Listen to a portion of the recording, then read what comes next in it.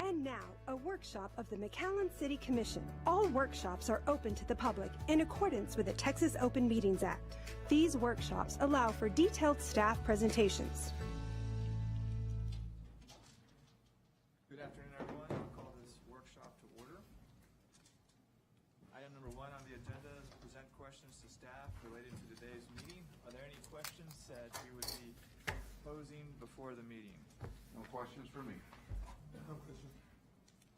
Okay, there being no questions, we'll go on to item number 2, UTRGV McAllen Housing Authority walk audit. Thank you, Mayor Pro Tem. Some of you are familiar with the work that was done here by this group. I'm going to let Marlene introduce the topic, the traffic engineer. Hi, good afternoon, Mayor and, City Commissioners. The presentation that we're going to be going over on the first item is the UTRGV and McAllen Housing Authority walk audit. It's a walk audit that they conducted a couple of months back. We've been working with UTRGV to get started on those improvements. They will go over the first portion of the presentation and kind of give an idea of what the project's about, what their findings were, and then at the end I will go in there and kind of just give updates on the items that came from the walk audit that the city had to or worked on. I'll go ahead and let them introduce themselves.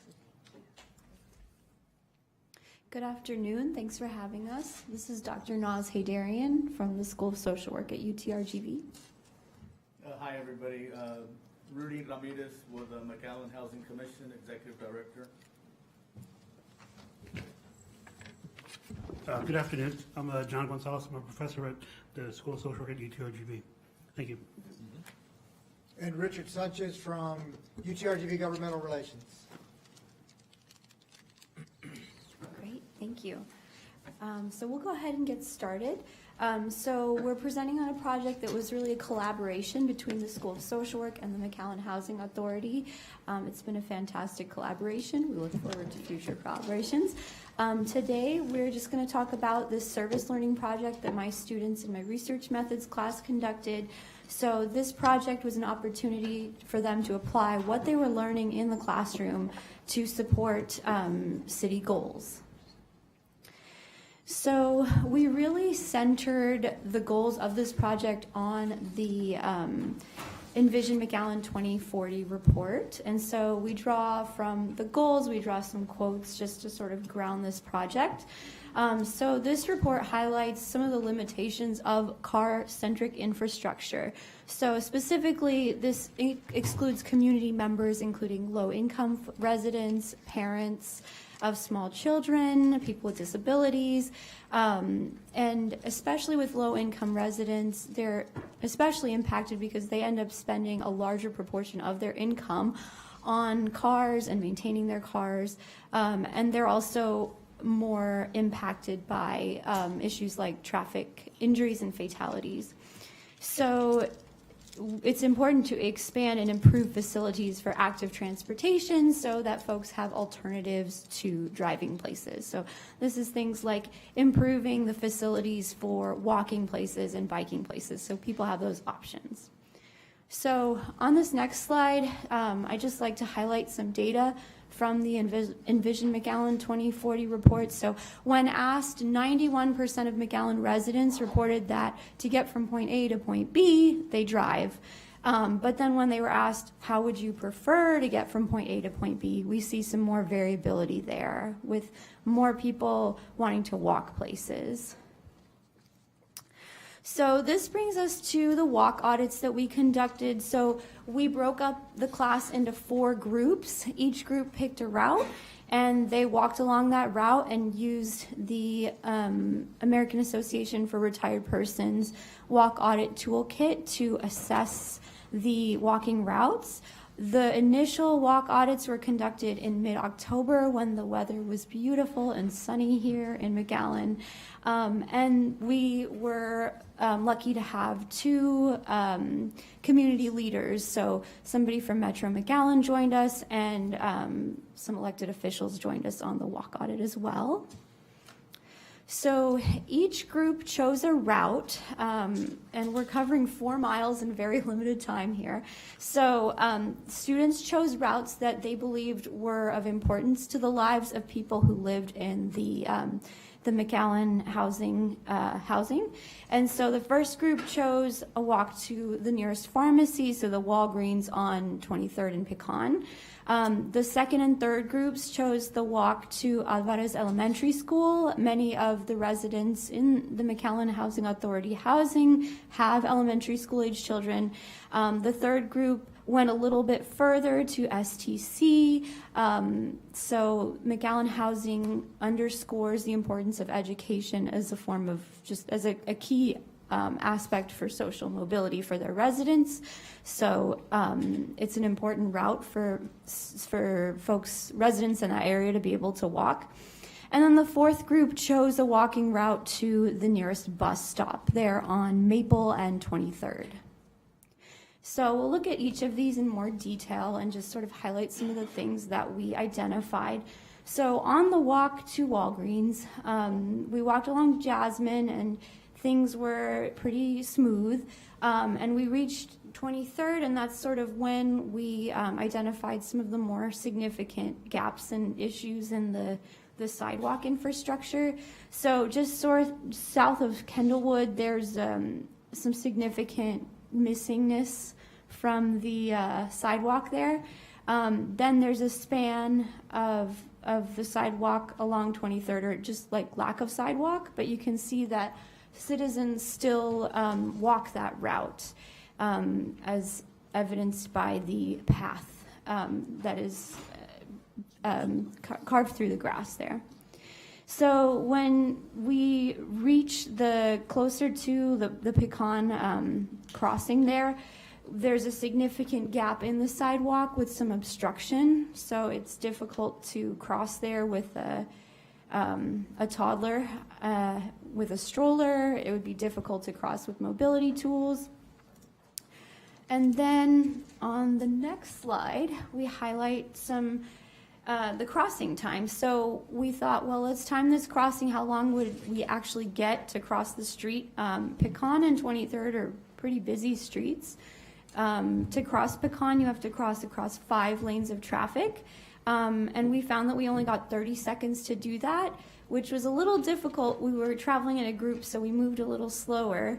But if we consider that families will be crossing this street with children, maybe folks who use mobility aids will be crossing this street, it's not enough time to cross that street safely. So moving on to our second and third route, sort of combined into one. We walked from McAllen Housing down 26th, and then we made a right, went west on Ivy Avenue. And here we identified some issues for maintenance on 27th, on Ivy at 27th. Crossing 27th, there was some significant gaps in the sidewalk, and you can see the grass is growing in between the crack there. We reached 27th and a half and crossed 27th and a half at Ivy. Yeah, 27th and a half at Ivy. And there was no curb ramp there. So you can see the image of the stroller with one set of wheels up on the sidewalk and one set down in the street. And so this can kind of be the end of the road for some folks as well. So with certain mobility tools. And then on 28th Street, we identified some other significant gaps in the sidewalk where grass has grown through, making it difficult to use the sidewalk. Another thing that students highlighted were signage. So they were interested in looking at, given the language demographics of this area, we found that pretty much all residents preferred to speak Spanish. So students were interested in seeing, well, what language are the public signs posted in? Are they accessible to people who prefer or only read in Spanish? So we paid attention to the public signs. So these are speed limit signs as well as public park signs that were more verbose, so like 3 or more words. And we found that all of these signs were posted in English. Some of these included important park rules, important traffic rules, and cited city ordinances, all in English. We also identified a need for more street lighting on the span of Ivy between 26th and 28th. We only identified 2 lights here. And when I went back and rewalked these routes last week, this was still the case. We had the opportunity to speak with a security guard at the elementary school who pointed out that, especially in the fall and winter, students are walking to school in the dark and walking home from school in the dark because the sun rises later and it sets earlier. This is also an issue for students walking to evening classes at STC and walking home from those classes.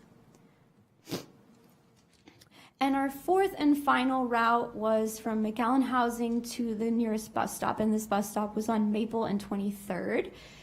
So when we reached Maple and 26th, this is kind of when we started to find some issues. So there's a curb cut there on Maple that is not, there's a significant gap there, so there's need for maintenance of that curb cut.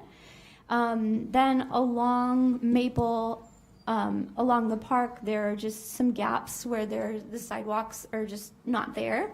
And you can see again, pathways where people walk so much that the grass is no longer growing there.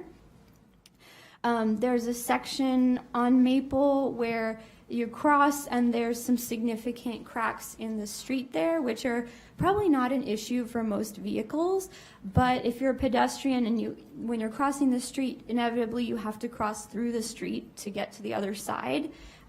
These cracks are more significant for pedestrians, and you can see here after there was some rain, it looks like, and the water really pools up in those spots and makes it difficult to travel by foot. So the brackets on this map indicates sections where there were missing sidewalks.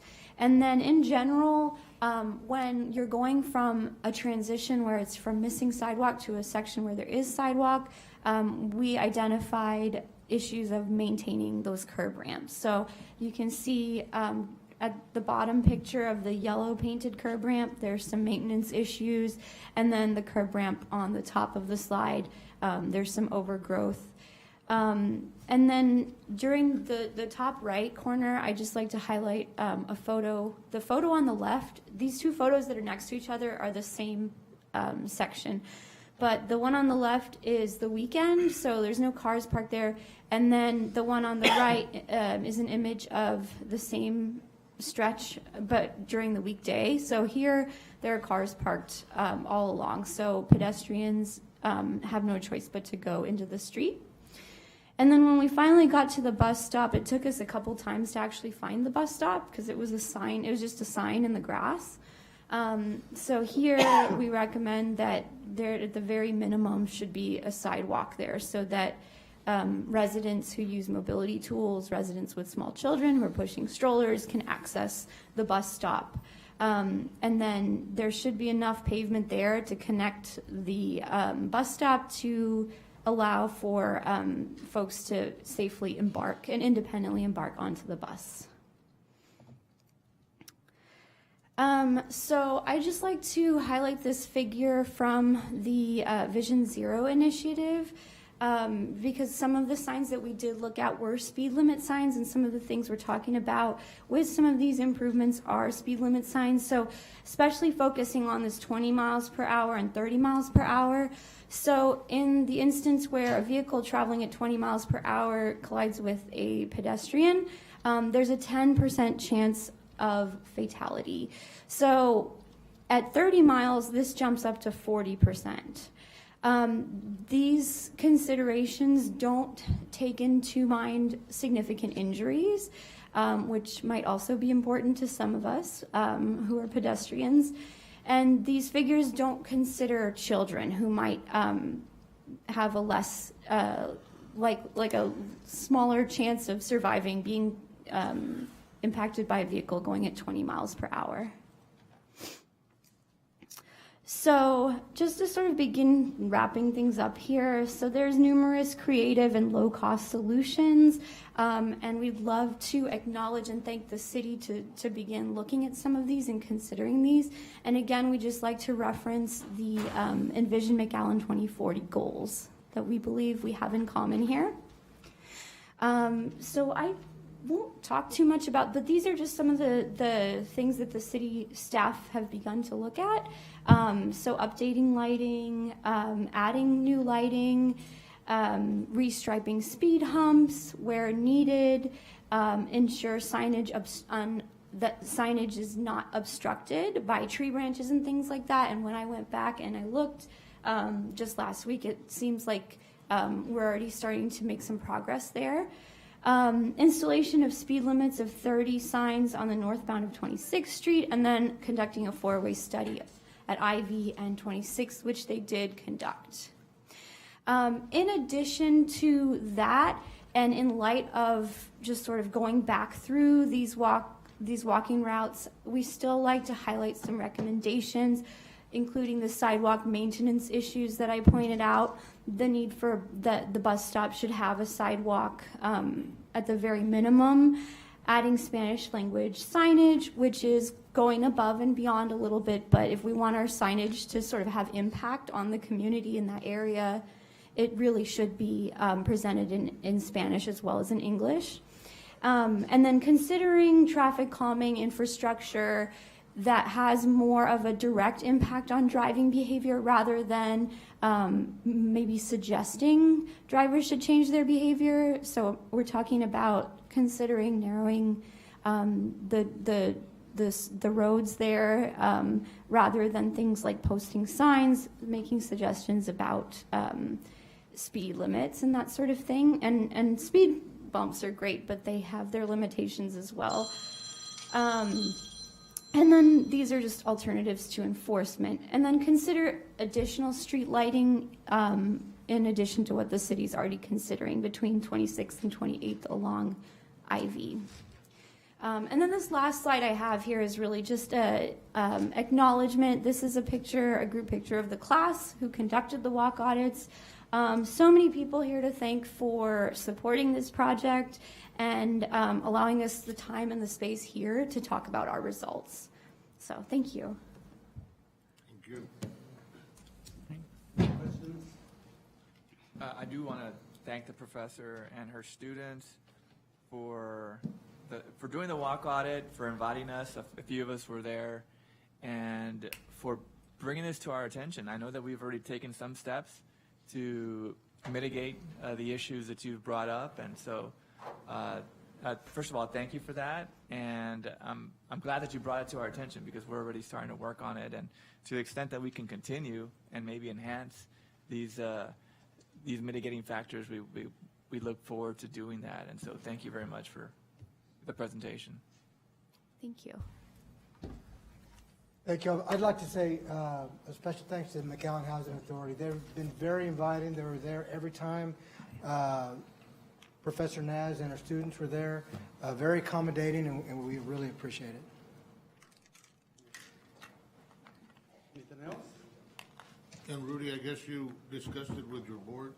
I did, yes, Okay. and they're very supportive, and again, as a housing authority, we're mostly federally funded, but unfortunately, we get lots of money for the brick and mortar, but these services such as these surveys are just a way to collaborate, and the cool thing about this, and I'm constantly working with all the schools, is it's a little slower, but it doesn't cost the agency anything. And again, hopefully we can go after grant money, et cetera, which we've done in the past. And again, it's to help our residents that we service that are low income, right? And again, trying to push those efforts to help our residents in this great city of McAllen. Yeah, well, just, keep in touch with our staff and our administration and us. Yes. But to see if we could continue to do better. Thank you. And as a city staff representative, I just kind of want to add that, this audit kind of feeds into what we hope and plan for with Vision Zero monies. Or when we adopt Vision Zero, we become an SS4A, which is Safe Streets for All city, which will allow us and open us up to a pool of funds that we will be able to hopefully apply for sidewalk monies. Lighting is already something we're working on, and we're trying to prioritize it, but in addition to other projects that we could improve on and maybe make our policy stronger, that'll help these walk audits, because I'm sure there might be more. Yes. And then again, just to close it up, this all ties in, and as we met with Dr. Naz, one of the things that I offered to the students was to take advantage of the McAllen 2040 plan that kind of circles back around to what we're doing. All right. Thank you. Thank you so much.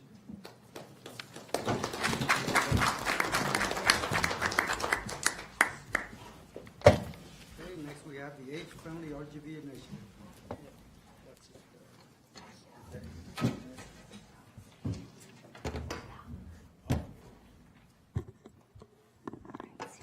Thank you.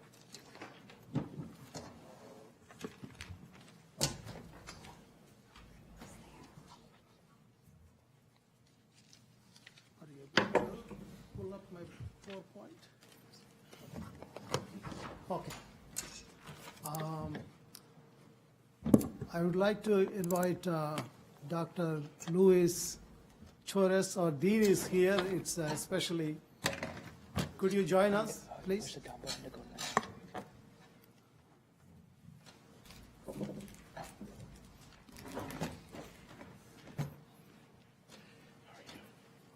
Because this initiative, which I am going to talk about, has something to do with our dean. Because Age-Friendly Rio Grande Valley Initiative, the name of the project is that.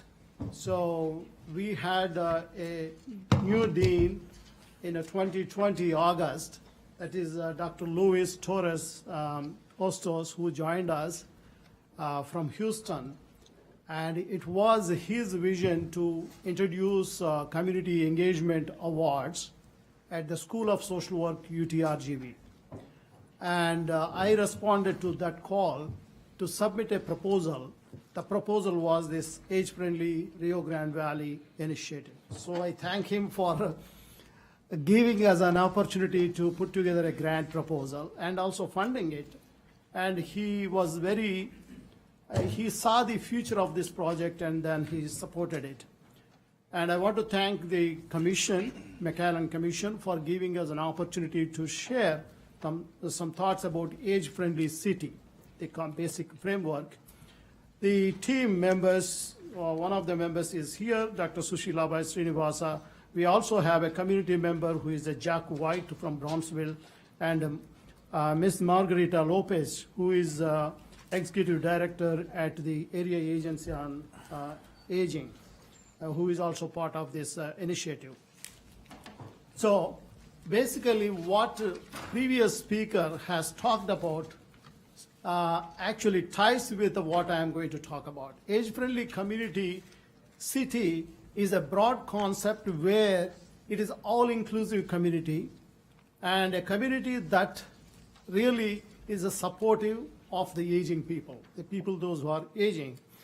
Their needs, their capacities, their conditions change as they are aging. So the infrastructure, facilities, and services that are available in a city needs to take into consideration and how their needs are changing and what modifications or support systems are needed in a city so that they can age comfortably and actively. So this is a concept which was promoted by WHO, World Health Organization, in 2005 in one of the conferences in Brazil. And as a part of that initiative, the age-friendly community has come up. And then since then, this has been expanded all over the world. also in US. So it is age-friendly community city, adapts the structures and services to be accessible to, inclusive to the needs of people of all ages. So including the first speaker, she was talking about various needs and the sidewalks and street lights and the signs, etc. All are included in this age-friendly initiative as well. So, can I change the slide? Yeah. So it's a there is a global network of cities, age-friendly cities, and within the US we have there is a AARP network of age-friendly cities, and also some states have declared themselves as age-friendly states. So what this involves is some kind of proclamation by a city or by a state that they want to become age-friendly city or state. What it means is promoting a kind of environment that is friendly for the older people. What do you mean by friendly? It is supportive of them. It is supportive of their aging, and it is supportive of meeting their needs, and it is supportive of whatever the things that they want to do for active aging and healthy aging. So next slide. So these are the fundamental areas which the age-friendly community will touch upon. What we see here is recognizing wide range of capacities that the elderly people have. Some have capacity to walk down, and some don't have the capacity to walk, but can we create it active for them also? And anticipating and responding to their changing needs is important for elderly people. Respecting their decisions and lifestyles is also very important things. So walking is one of the things that they need to participate, and that could help them to actively age. And they make the decisions, what kind of lifestyle they want to do and they want to adapt. And also the options should be available to the elderly people. But at the same time, they are also vulnerable because they cannot do the kinds of things that we do when we are in age. So when we are 20 years, 30 years, we do certain things, heavy activities, but they may not be able to do the same thing. So there should be a variety of facilities that should be available for them. So age-friendly community creates the neighborhoods that are very secure and provides the family experiences that they are less stressful for older adults by creating various health services and support systems that are available. And it's a age-friendly city is a bottom-up approach where you are involving the people, trying to find out what their needs are, what their preferences are, what their lifestyles are, and trying to shape the policies, programs, services for them, and shaping the environment for them so that they can age healthily in the community. Next slide. So what this involves, the 4 basic areas: actively involve, value, and support them. Both active and frail seniors. Everyone has something to take part in a community or in a city. And the infrastructure matters, and the transportation system matters, and a variety of things that the city does matter for the older adults. Effectively accommodate their changing needs. So, skip this one. Because I don't need. So this is something like a continuing theory in the old age where there are internal resources that the elderly people need to do, and also the external environment things that they need to adapt to. So both are important for the elderly people in order to age healthily. So next one. AARP. Yeah. Oh, this one. So AARP has been a big player in promoting age-friendly cities and communities. So the WHO and AARP have come up with these 7 dimensions and areas where things need to be planned and implemented. Accessible care and wider range of health services, aging well services, home care, residential facilities for people unable to live at home, a network of community services, and opportunities to volunteer in the city, and various other things. So in this diagram, you can see how age-friendly community city is conceptualized by AARP and also WHO. What we see here is the transportation, one of the major thing.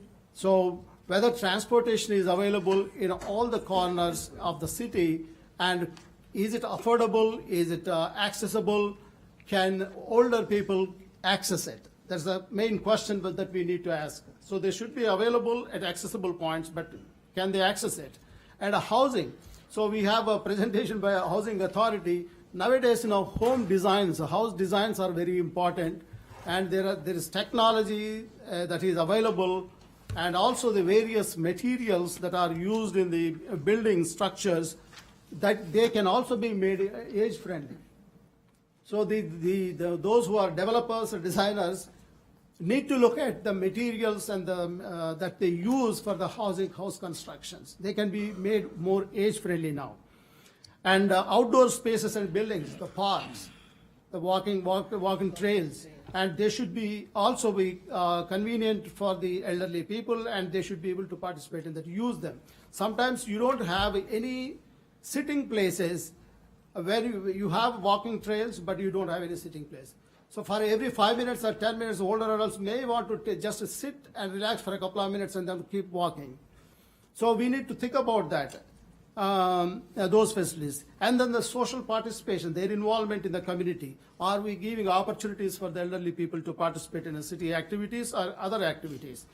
And respect and inclusion in the community and the community life. So the communications is also need to be improved in a city. The community support and health services. So gaps in services and health and social services need to be looked at. So age-friendly community and city is a 4-stage process for any city that wants to embrace age-friendly framework to become age-friendly city.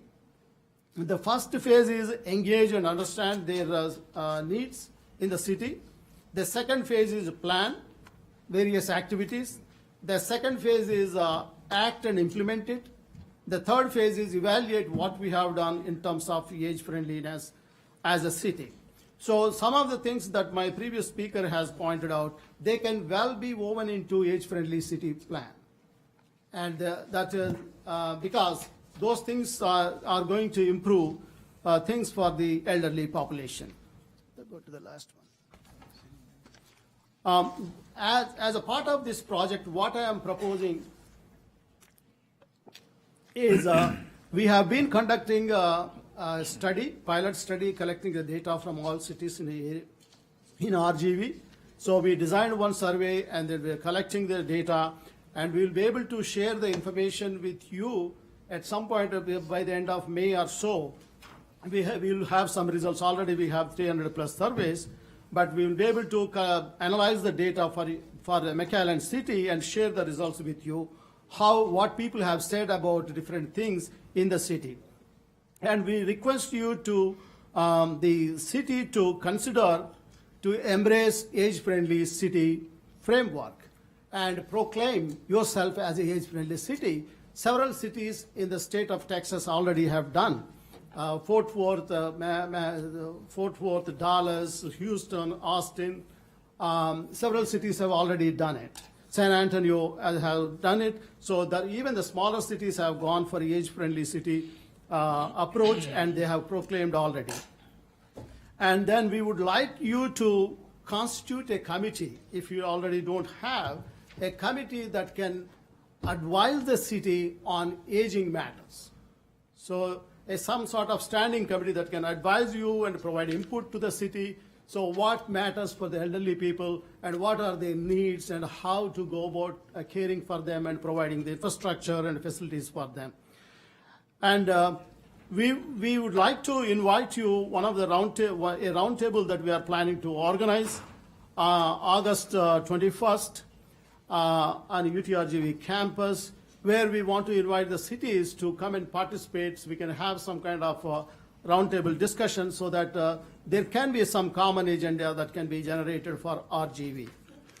And we would like to help and support as an institution, UTRGV, in your effort to move are become age-friendly. So we have some resources. We have not only me within and some faculty within School of Social Work. Also, there are faculty in other disciplines who can join this initiative and provide their support to build this a robust initiative, and that can be helpful to the city and other cities in RGV. So ultimately, we want to become a resource center as a School of Social Work at UTRGV, so that we continue to work with you and support you in your initiatives in becoming age-friendly city. And that's all in my presentation, and if there are any questions, I'd be able to answer. Thank you. Thank you for the opportunity. Yeah, thank you for that presentation. It's great to hear about the things that we can be and should be doing for our elderly population, and so thank you for that presentation, and to the extent that we can create awareness and/or committees, I think we should. Anybody have any questions for the presenter? I agree with you. I mean, this is going to increase the quality of life for our aging citizens, and it's maybe something that our Citizens Advisory Board, the Senior Advisory Board, can start looking into. Right. We already appointed, each of us appointed somebody to that board, and something that can start checking. Yeah. Thank you. Are there any communities in the state of Texas that have actually looked at these initiatives and strategies? Any city? Have there been any cities in the state of Texas that? Yes, they have. They Which have ones? been. Dallas, a long time ago, they have proclaimed and they have undertaken a plan. So they are implementing their plan. So even San Antonio, they have undertaken a plan and they are implementing their plan. There is a self-study process where the city is undertaking a study, assessing their own needs from the seniors' perspective, and the kind of things that need to be improved to make it more friendly for the elderly population. So there is a study part, assessment part, which I am doing initial component of that assessment, but that is the only preliminary assessment which we are trying to gauge generally what is out there in the cities and how older people are thinking about, feeling about the city and city environment, whether it is supportive or not supportive, what is missing in the city. This is a broad outline that I am going to present sometime soon, before August. So even at the roundtable, I will be presenting all my results. So Are there any cities that are this comparably in size to McAllen that are about 150,000? Absolutely, there are. There are a couple of cities. Any ones in recent history that you Right now, I may not be able to. Fresno is one of them, and because the cities you referenced are obviously much larger, and certainly have much more access to resources to there implement. are a few smaller cities. I can get you that information. Yeah, I'd be interested to know that. Yeah. Brownsville as well. Yeah. Brownsville? Brownsville.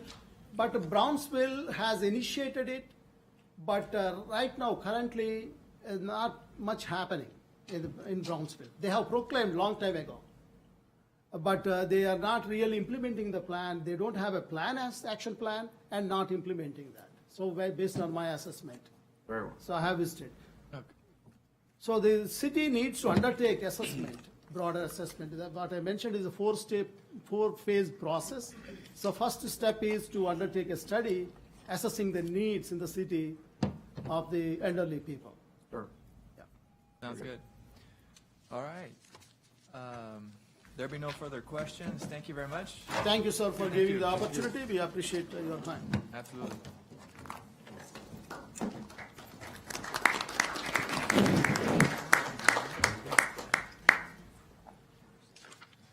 Mayor Pro Tem, the next item is issue of Bicentennial Boulevard political signs. As some of you know, because many of you contacted us, we continue to see a bigger and bigger issue, and not only on Bicentennial, other parts of the city, but certainly there's a congestion of signs, political signs on Bicentennial. As you know, that is a right-of-way from District Number 3. Irrigation District Number 3, and we got a lot of calls, I'm sure you all did too, from citizens across the city about their thoughts. So we're bringing it to the forefront so that we can discuss it and see if we can come up with ways to better that situation and some of the legal challenges we may have. Okay. So just a couple of slides. I know you're all very familiar with this site that we see for months and months before an election. And part of the problem is that some of the elections that are not occurring in our city, we're not necessarily familiar with when they're getting called. And so this last time, I think some of the signs went up early. And so that's a difficulty that we face, but they're cluttered, and this doesn't even do it justice. You all drive the corridor, you've seen it. It's littered with signs that fall over every time we have wind, sometimes into the street. And then at the end of the campaign, they do pick up the signs, but they leave the sandbags or other pieces of the sign parts and stuff behind. So at this last election, it cost city crews $275.46 in staff time and $226.40 in equipment just to pick up all the sandbags that occurred. That doesn't even include all of the countless code enforcement calls that we got out there every time one was down, every time someone was up that shouldn't be up, and those costs are not factored in. So some of the potential remedies that we've kind of come up with is, we can require the candidates to identify the sandbags as theirs, maybe mark them with their campaign name, but my fear is that they'll just cut the piece of the sandbag off and take off without it because it's just quicker to get out without picking up everything. The other is to charge a deposit fee. Again, we face, sometimes we don't know who the campaign manager is if it's not an election that's occurring in our city, if it's a county or a judge. I think right now there's a Hidalgo County Appraisal District election that started today. And the third is to require the district to clean their property if they continue to allow sign placement on their property as we would any other resident that would have debris on their lots. And so those are some of the remedies that we would put out there for you, and we welcome any feedback that you may have on this issue. So if we're requiring the district to clean their property, that'll be to any other property owner that allows signs? We do that currently with any property owner. Not only to. Right, we Correct. do that currently. We just, Okay. we haven't done it here because it's another quasi-governmental entity. And we wanted to bring this to your Should be attention the same first. thing. Well, if we're required to the property owners, I mean, why not to the district as well? Fair and square. Is there a way in which you can put a distance, I guess, Minimum spacing requirements. in other words, a spacing requirement, in other words, you can't have a sign 1,000 feet, from, that's From each closer. other. From each other. From each other. The and same candidate. The same Or candidate the same. cannot have something, what kind of rules can we put that and other things? The size of them? We do have size requirements or limitations. So time, place, manner type restrictions would be permissible. So we could certainly look at a spacing, incorporate into the ordinance. I mean, there's some that they'll put a bunch of little signs in that corner, and it's the same sign. And then the large signs, and then whatever. And I think that it does, obviously, there's work, city staff work. There's a lot of it. But, if they're out of the city candidates, but they're still candidates, we still need to know that they can't leave them there, put them up early and picking them up late, and then all of a sudden they go into runoffs and whatever, right?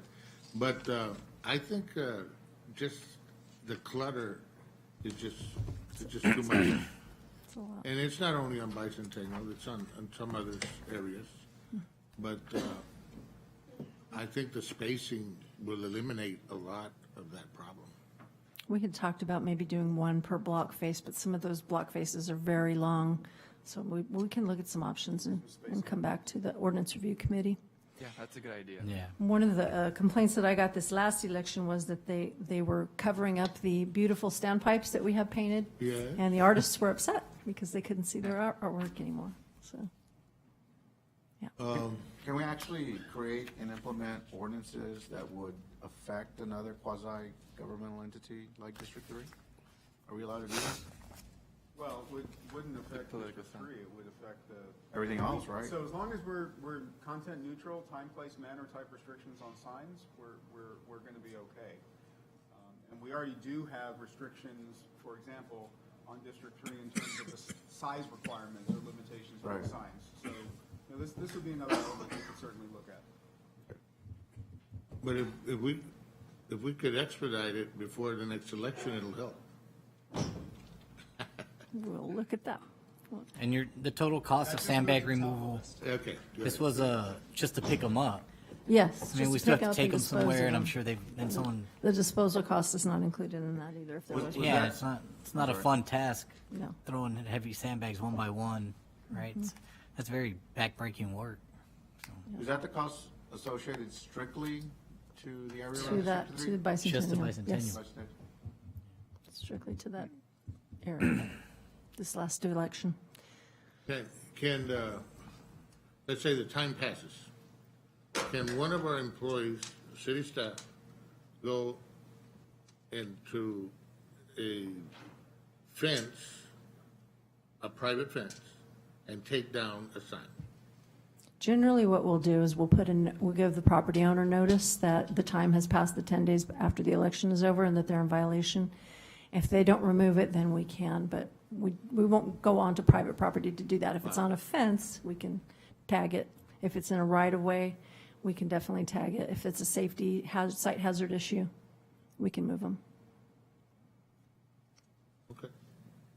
Sounds good. And the timing of the signs, that when they're allowed to put them up.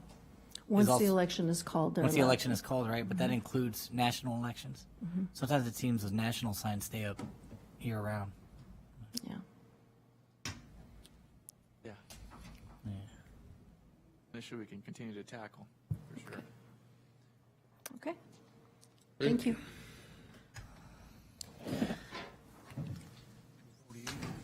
Okay, I think we can get through the next one, Mayor Pro Tem.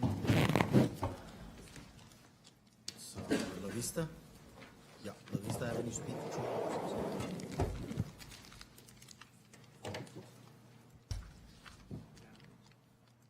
Mayor Pro Tem, the item that Ornette's going to be presenting is a speeding and a cut-through issue on La Vista that we've addressed several times. She has a couple options that she wants to present to you and get some feedback today. Alrighty, as Eduardo said, our next item is La Vista Avenue between 10th Street and 2nd Street. We have some concerns in that residential area, as you know. One area in particular is between 5th Street and 2nd Street. We have a little bit of historical data for La Vista. It is a collector roadway, does not qualify for speed humps. So we're looking at some options that are going to help mitigate the speed. It does span about 2 miles between Bicentennial all the way to Jackson, where our city limit ends. And so it provides a lot of connectivity. We do have a lot of traffic that goes through there. But again, it serves residential traffic. This is just kind of a summary of what La Vista Avenue looks like between those limits that I just mentioned to you about. There's a traffic signal at 10th and La Vista, La Vista and 6th Street, and then another at 2nd and La Vista as well. Just a little bit about the existing pavement markings. It's a one-lane road in each direction. At the intersections where we have the traffic signals, there's a room, well, in particular at 2nd and 10th Street. At 6th Street, I don't believe we have a left turn dedicated in those areas, but at those major intersections, we do have a left turn. The traffic study we ran, there's a summary of that study. If we look at more or less the average of the speeds, they are going about close to 5 miles over the speed, but if you'll also pay attention to the data, there are people that are going between 35 to 40 miles an hour, then between 40 miles to 45 miles an hour, and a lot of the times that's between the rush hour traffic. You're looking at the morning times when people are dropping off their kids, and then the afternoon times when people are, traveling from their place of work to maybe their home. a couple of options. First option is adding bike lanes. When we add bike lanes, we are restricted to meet a requirement of a 5-foot minimum bike lane. Ideally, we'd like to add more, but the minimum is 5 feet. When you have a bike lane on both sides, you're already taking up 10 feet of the roadway, and with a 28-foot road from the face of curve to the face of the other curve, which is from where the concrete starts, and if you hit it, you know, your tiles will get bumped. That leaves about 7 to 8 feet of a travel lane. Typical parking space is about 9 feet wide by 18 feet long, so that kind of gives you an idea of how tight that is. Nonetheless, we wanted to make it an option just so you can kind of get an idea of what we're working with.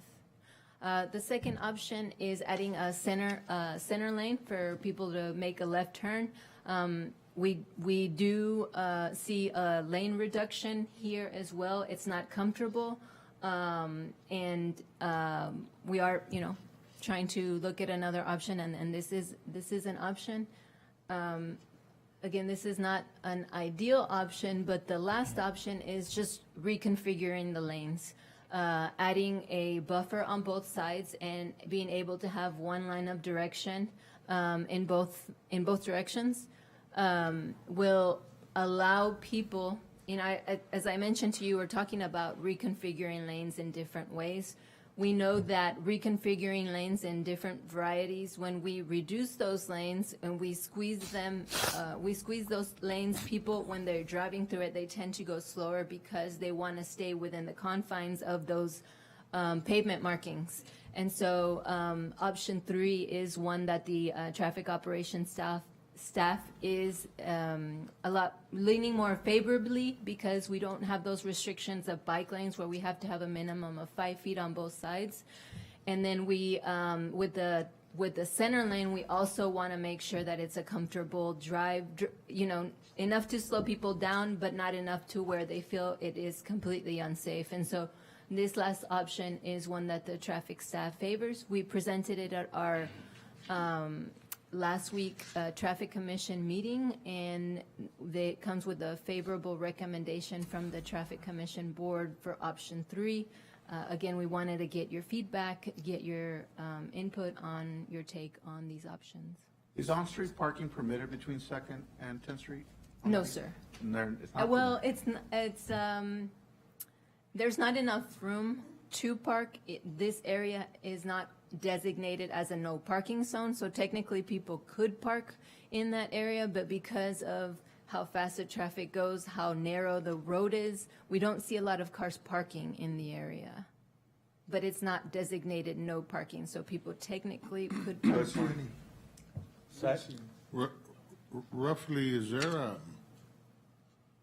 a percentage of sidewalks in that area? I mean, it's in a it's an older area, and Yes, that was a concern that was brought up at the traffic commission meeting, and there is no sidewalks in this area. So one of the comments that was made as option 3 is that those buffers could be misinterpreted as areas where people could walk through. And so that was their hesitation in option 3. So the difference between option number 1 and 3 is the 2 feet? Because you have 5 feet if it's a bike lane. Yes. And then the reconfiguration of the lanes, it calls for 3 feet. Yes. Those 2 feet is the yes, difference because between one and the there's no standard on on adding a buffer on both sides of the area. It'll be perfect, I mean, to have the bike lane, and it's from 2nd to 10, you know, you can actually almost connect to the bicentennial.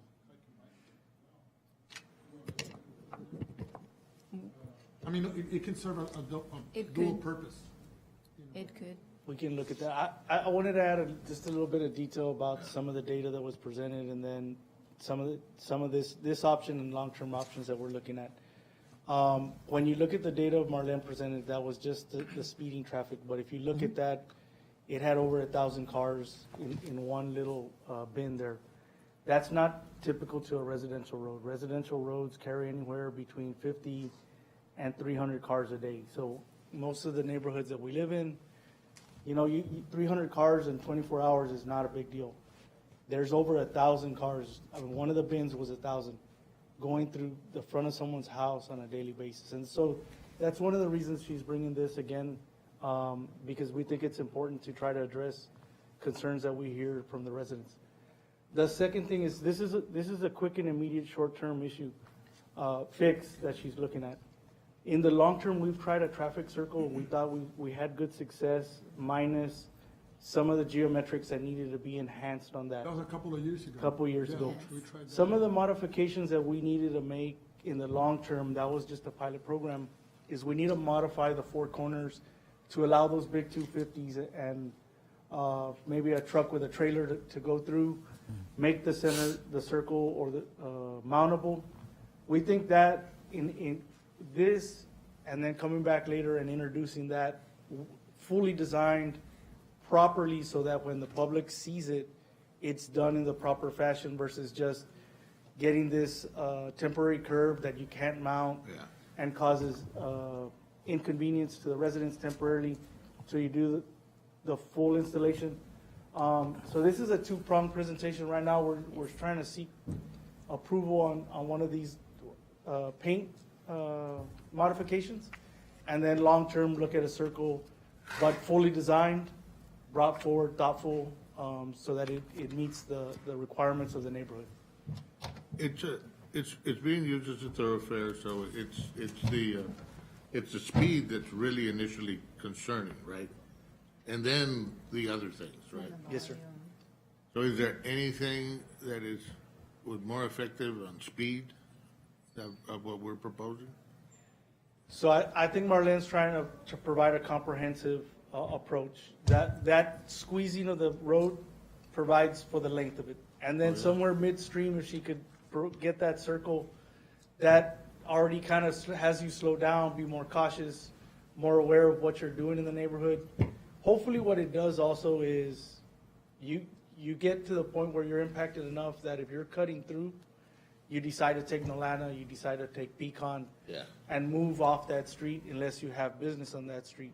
That would be the end goal, is that residential traffic stays in the residential road and arterial traffic or minor arterial traffic heads to those corridors. So what's the current designation for La Vista in that segment between Second and Bicentennial, or Second and 10th, or Second and Bicentennial? Based on the right-of-way and the pavement width, it's a collector, but for the amount of traffic, it could be considered a minor arterial. So what's the minimum speed for a collector?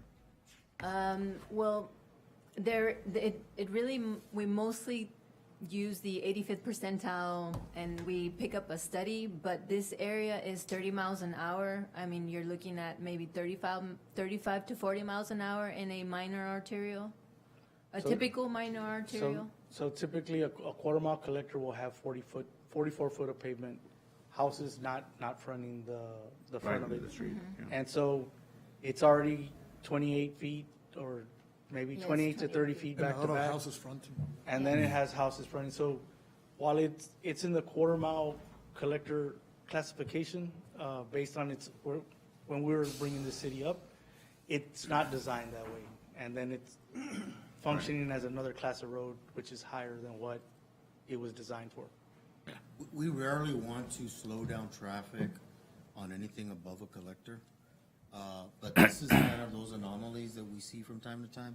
We have some in South McAllen that we're also studying. And when we brought it to you a couple of years ago, we got pushback, all of us did, from the community. But we're almost certain that the folks calling you were the ones traversing that roadway at 55 miles an hour. Because the residents are very concerned. And with those numbers, that really is what got our attention, is the velocity of those vehicles going through there. It's very dangerous. Well, the velocity in 1,000 cars. The amount of vehicles. So, And there's so not ultimately, we want to reintroduce the traffic circle correctly. and there's not a signal at 6 and Vista? Yes, there is.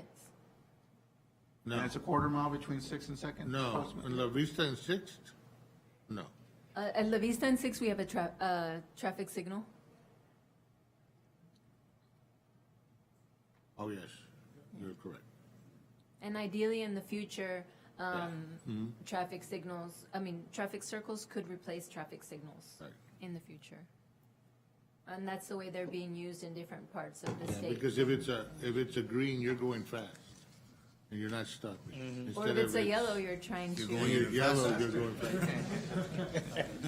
Okay, Thank you. I got it. We're going to recess into executive for one item while they redo that. And we'll reconvene.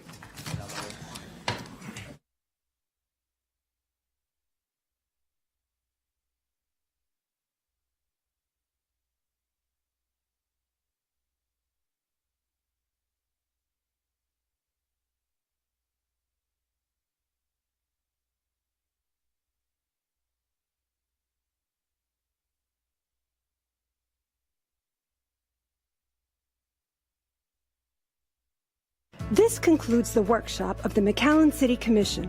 Workshops are held every second and fourth Monday of the month, convening at 4 p.m. at the McAllen City Commission chamber on the 3rd floor at McAllen City Hall.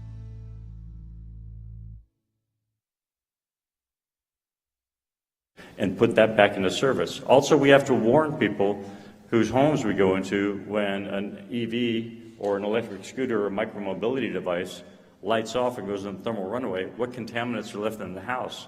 That leans us forward into an area we haven't really been in before in research. But fortunately, we are part of the